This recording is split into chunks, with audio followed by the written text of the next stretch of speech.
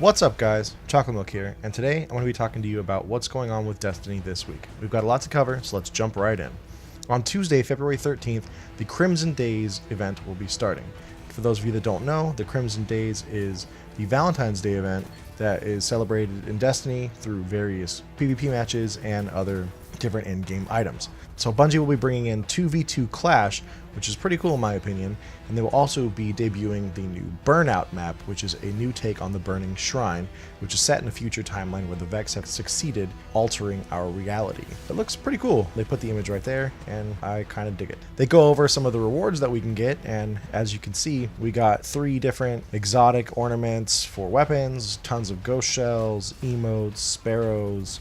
I see 2 new shaders. There's quite a few things for us to earn. And the cool thing about it is that they made all of this in-game rewards. So you're gonna have to actually play the game in order to pick it up. One of the things that they say that we can pick up is the Tira Strela Ghost Shell. You got the Undeterred Exotic Sparrow. And then of course you have the Diesel Punk Exotic Ornament for the Wardcliff Coil. That's all pretty cool stuff right there. Pretty excited for that, and it starts Tuesday, February 13th. So now we're going to talk about the This Week at Bungie blog post, and they have a lot of things to say about the Nightfall. They talked to both Christopher Barrett, the game director for Destiny 2, and designer John Favreau and senior design lead Tyson Green about new and exciting ways that we're going to be enhancing the Nightfall strikes. So one of those ways is bring back the Nightfall scoring. Now they're going to be rewarding you for engaging and defeating enemies instead of us running past them all the time, trying to get rid of that whole timer thing. They're going to avoid overemphasizing specific mechanics like precision kills that highlight certain areas of the sandbox and or punish other areas, so that way the players can determine the most effective meta. They're going to reward us for taking on greater challenges. They're also going to reward us for doing all of the above over the course of a short run versus long slogs over several hours. The updated mechanics should look something like this. Scoring is team-based and the sum of individual performances. A team should be able to focus on what works best, not feeling put out by who stole whose kill. Scoring is primarily driven by kills and secondarily by orb generation, so that's pretty cool. Scoring bleeds over time, and they said that they're going to be watching that very closely. And then scoring cuts off after time threshold. So at 15 minutes, new points earned are reduced by 50%, and at 18 minutes, you stop earning new points, and it's a race to the finish to post your highest score. That's pretty cool. The Nightfall scoring was a really cool thing in D1, and I'm super excited that's coming back in D2. Now, as far as challenge, they talk about these new things called challenge cards.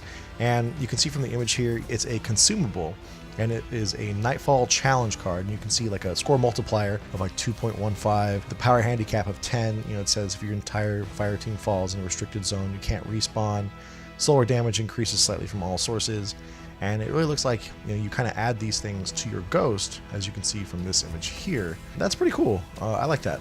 I like these. I like more challenges. I want more to do. I want to be challenged more, and I think we all kind of want the same. They go on to talk about rewards for the Nightfall, and you can get different emblems from doing the Nightfall and scoring a certain number, and you will get a colored aura for each of the higher scores that you can get. That's pretty cool. I dig that. And they also go on to say, along with the aura, a personal score over the threshold will also unlock a fire team wide buff that boosts Vanguard token drops in that strike by 25%. So that's pretty cool. I'm definitely going to be trying to go after that new personal score over the threshold. They then go on to talk about new modifiers for the Prestige Nightfall. The first set is Void, Solar, and Arc Single.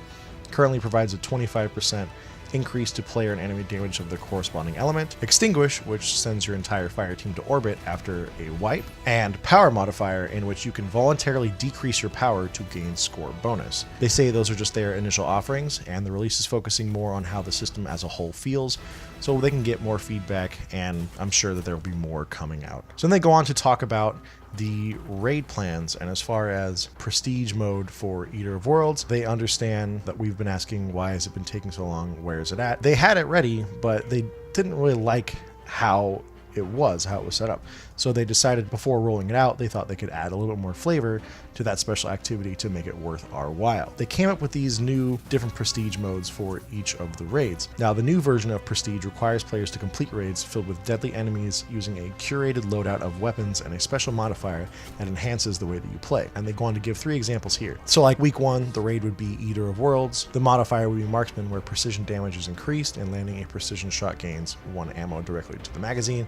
And that required loadout would be a hand cannon, a scout rifle, and a linear fusion rifle. And they go on to provide 2 other examples down below. So they go on to note Eater of Worlds is not getting any specific encounter changes, but all of the previous prestige changes in Leviathan will be active when players engage in this new loadout difficulty. They say the goal of the new prestige mode is simple: provide new ways to engage with raid content each week, new ways to engage with different weapons in your vault, and new rewards to chase. They say it's currently slotted for the roadmap in May, but it's a major overhaul and could be pushed back further, and then they'll keep us updated. Pretty happy about that. I'm happy about, the constant communication that they've been giving us recently, so I really enjoy that.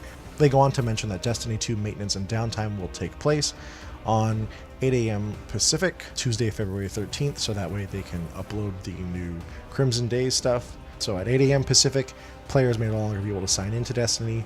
At 9 a.m. Pacific, players will be returned to the title screen, and at around 12 p.m., the scheduled maintenance should conclude. So that's pretty much it for this week, you guys.